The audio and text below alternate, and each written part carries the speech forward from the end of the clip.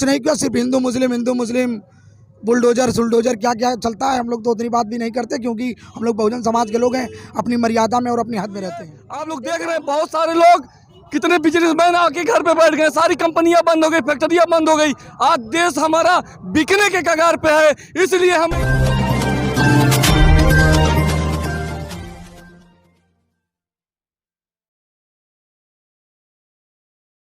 नमस्कार, आप देख रहे हैं एनबी न्यूज़ 24/7 नीलम बोध के साथ। लगातार जिस तरह से उत्तर प्रदेश में एक के बाद बहन कुमारी मायावती की रैलियां चल रही है और लगातार हम पहुंच रहे हैं हर मंडल में, और उसी कड़ी में आज हम पहुंचे आजमगढ़ मंडल में। आप देख सकते हैं कि जिस तरह से आजमगढ़ का नज़ारा दिखाई दे रहा है, आपको दूर दराज तक नीले झंडे ही झंडे, बसें ही बसें, गाड़ियाँ ही गाड़ियाँ दिखाई दे रही। जिस तरह से यहाँ पर आज सर समाज के लोगों का तांता जुड़ा है, उन्हीं से जानना चाहेंगे कि आखिर इस बार उत्तर प्रदेश की राजनीति किस दिशा में बैठेगी। क्या फिर से कमल खिलेगा या साइकिल दौड़ेगी, या फिर से हाथी चिंगाड़ मारकर 5वीं बार उत्तर प्रदेश में बहन जी की सरकार बनाने में सफल होगा। भाई जी, नाम क्या है? मेरा नाम अतीकुर रहमान है, मैं बहुजन समाज पार्टी का एक छोटा सा सिपाही हूँ। आपके आजमगढ़ मंडल में कितनी सीटें हैं? 21 सीटें हैं। 21 सीटें में से अभी लास्ट चुनाव में कितनी सीटें बसपा के हाथ में थी? 6 सीटें जीते थे, और जितनी भी सीटें थी सब पर हम लोग कहीं 500 से, कहीं 1000 से, कहीं 2000 से यही चुनाव हारे थे। जी, इस बार का जो चुनाव है किस आधार पर होता है, जाति, धर्म या क्षेत्र?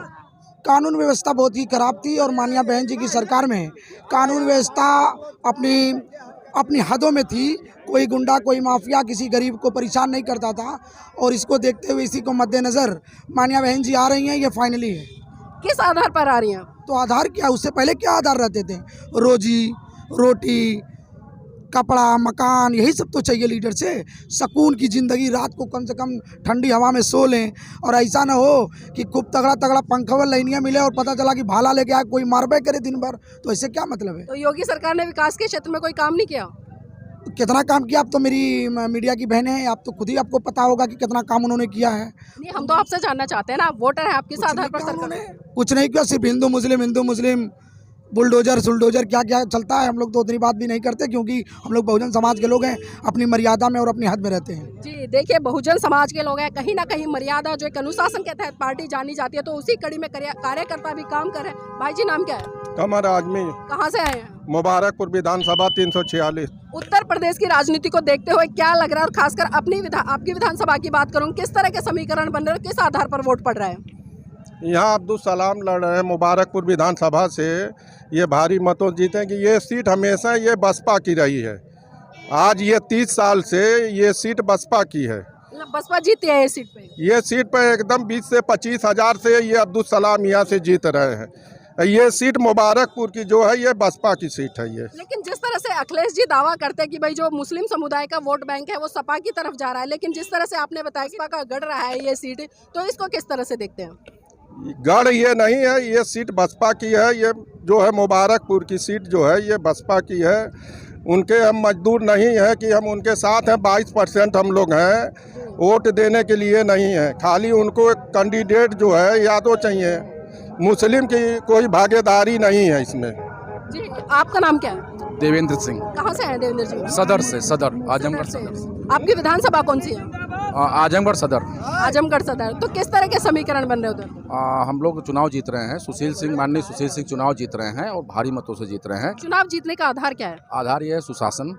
इधर 5 साल में हम लोगों ने देखा है बहुत सारी चीज़ें ठीक नहीं रही हैं, और बहन जी की जब सरकार बनती है तो लॉ एंड ऑर्डर बहुत ही अच्छा रहता है। लेकिन योगी जी तो लगातार अपनी सभाओं में संबोधन करते हुए कह रहे हैं कि हमने बहुत बड़े स्तर पर विकास किया है, चाहे रोजगार हो, शिक्षा हो। विकास अभी आप चलें सड़कों को देखें तो हाईवे जरूर बने होंगे, लेकिन जो गांव की जो लोकल समस्याएं हैं वो एकदम जस की तस बढ़ी और भी जर्जर हुई हैं। तो यहाँ बेसिक पे कोई काम नहीं हुआ है, बाकी हवाई है, तो वो कहने के लिए कुछ भी कहें कोई बात नहीं। इस बार आपके जो क्षेत्रीय मुद्दे हैं क्या रहेंगे चुनाव में? हमारा जो सबसे बड़ा मुद्दा है वही है कि सुशासन पे हम लोग जो है चुनाव लड़ रहे हैं, और जात पात से ऊपर उठ करके हम लोग चुनाव लड़ रहे हैं और जीतेंगे। आपके इधर मंडल में अब तक वर्तमान में जो पिछली सरकार रही, कितने स्कूल बने हैं, कितने अस्पताल बने हैं और कितने विकास हुए हैं? नहीं, मुझे लगता है कि कुछ भी नहीं बना है यहाँ पे, कुछ भी नहीं बना है, और कुछ भी नहीं बना है। बहन जी की जब सरकार आती है तो गाँव का विकास होता है, और हम लोग गांव के विकास के लिए लड़ रहे हैं, उसी के लिए चुनाव मैदान में हैं, और माननीय सुशील सिंह जी चुनाव जीतेंगे भारी बहुमत से। एक तरफ अखिलेश जी कह रहे हैं कि हम 400 से पार है, दूसरी तरफ योगी जी कह रहे हैं कि हम 400 से पार है, वही बसपा भी अपना दमखम लगा रही है, तो क्या लगता है? सर, इस बार जो है बहुजन समाज पार्टी पूर्ण बहुमत से आ रही है, और आजमगढ़ से हम 8 सीट जीतेंगे। आधार क्या रहेगा? आधार है विकास का, यहाँ कुछ हुआ नहीं अब तक। जब तक बीजेपी सरकार है कुछ हुआ ही नहीं, केवल हिंदू मुस्लिम चल रहा है, जबकि उनका सब रिश्ता उसी से है, लेकिन केवल कहनामा केवल है कि हिंदू मुस्लिम। जिस तरह से योगी जी राम मंदिर का कार्ड और हिंदू तब का कार्ड खेल रहे, तो क्या लगता है कि राजनीति में कितनी सफलता दिला पाएगा? एकदम नहीं सफलता दिला पाएंगे। हिंदू मुस्लिम का कोई मामला ही नहीं है। विकास के आधार पर वोट? विकास के आधार पर हमारा जो है बहन जी जो आती हैं सरकार सत्ता शासन में, तो विकास की नदियाँ बजा देती हैं, जैसे गली मोहल्ले सब मतलब अमन चैन से लोग जितनी बहू बेटियाँ जो है सुरक्षित रहती हैं। इस सरकार में सुरक्षित नहीं है बहू बेटी। जी चलिए, देखिए जिस तरह से कहा है कि जो बहन जी का शासन प्रशासन अनुशासन बहुत ही दबंग तरीके से लोगों ने देखा है, और उसी की एक पुकार कर रहे हैं कि 2022 में बहन जी की सरकार बने। यहाँ पर और भी लोग हैं, उनसे भी जानने का प्रयास करेंगे। बाबूजी नाम क्या है? जय राम। कहाँ से आए हैं? कहाँ से आए हैं? पलगढ़। बाबूजी आपकी विधानसभा से कौन चुनाव लड़ रहा है? हमारी समझ सुनाला हमके कम सुनाई दे रहा है। चलिए और लोग हैं, उनसे जान लेते हैं। भाई जी नाम क्या है? कुर्बान आजमी। कहाँ से आए हैं? मैं सगड़ी विधानसभा से आया हूँ। उत्तर प्रदेश की राजनीति को देखते और खासकर युवा है, युवा होते हुए किस तरह से देख रहे हैं? देखिए, उत्तर प्रदेश की जनता बदलाव चाहती है और 2022 में माननीय बहन कुमारी मायावती जी को सरकार बनाना है। हम लोग लक्ष्य लिए हैं। अब पूरे मुस्लिम समाज के लोग सारे लोग अब बदलाव चाह रहे हैं। जो हालात देश में हैं, कितनी बेरोजगारी हो गई, सब कुछ बिक गया देश का, अब कुछ बचा नहीं। इसलिए अगर बचाना है, इस देश को बचाना है, इस उत्तर प्रदेश को बचाना है, माननीय बहन कुमारी मायावती जी की सरकार बनाना होगा। भाई जी, उत्तर प्रदेश में जिस तरह से हम सर्वे कर रहे हैं, लोगों के बीच में जा रहे हैं, और जिस तरह से हम देख रहे हैं कि कुछ पार्टियों की तरफ से सगुफे छोड़े जा रहे हैं। एक तरफ कहा जा रहा है कि अगर हम सत्ता में आते तो गर्मी निकाल देंगे, और एक तरफ कह रहे हैं कि हम सत्ता में आते तो चर्बी निकाल देंगे। लेकिन एक सरकार कह रही है कि हम सत्ता में आते तो भर्तियां निकाल देंगे। तो चर्बी, गर्मी और भर्ती किस तरह से देखते हैं? देखिए, ये तो उनकी मानसिकता है। हम लोग बहुजन समाज के लोग हैं। अब बहुजन समाज की जब सरकार रही उत्तर प्रदेश में, सर्व समाज की बात करती थी हमारी माननीय बहन जी, माननीय बहन कुमारी मायावती जी सर्व समाज के लिए लड़ती थी। सर्व समाज का कोई न कोई काम होता था, भर्तियों में सबको बराबरी का हिस्सा मिलता था। ये बहुजन समाज पार्टी की देन थी। बाकी आज जो नीतियां हैं उत्तर प्रदेश में, जो जितना भी आज बेरोजगारी बढ़ी हुई है, आप लोग देख रहे हैं, बहुत सारे लोग, कितने बिजनेसमैन आके घर पे बैठ गए, सारी कंपनियां बंद हो गई, फैक्ट्रियां बंद हो गई। आज देश हमारा बिकने के कगार पे है। इसलिए हमें रोकना है, उत्तर प्रदेश को उत्तर प्रदेश में अमन और चमन की सरकार बनाना है। माननीय बहन कुमारी मायावती जी को हम लोग 5वीं बार संकल्प लेते हैं, सरकार बनाना है। भाई जी, आपने कहा कि हम 5वीं बार सरकार बनाएंगे और बहन जी को मुख्यमंत्री बनाएंगे, तो इसका आधार क्या है धरातल पर? देखिए, आधार क्या, यहाँ सर्व समाज के लोग माननीय बहन जी की नीतियों पे विश्वास करते हैं।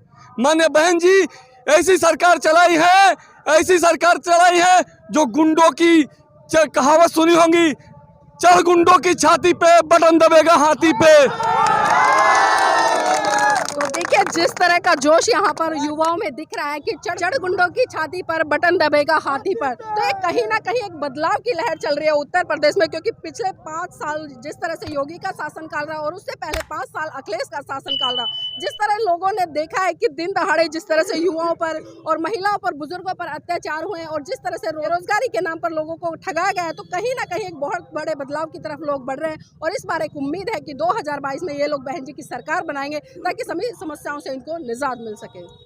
मेरा चैनल, आपका चैनल, समाज का चैनल, देश का चैनल NV News 24/7 को आप लाइक करें, सब्सक्राइब करें और ज़्यादा से ज़्यादा इसकी वीडियो को शेयर करें, ताकि हर खबर को मैं आप तक आसानी से पहुंचा सकूं।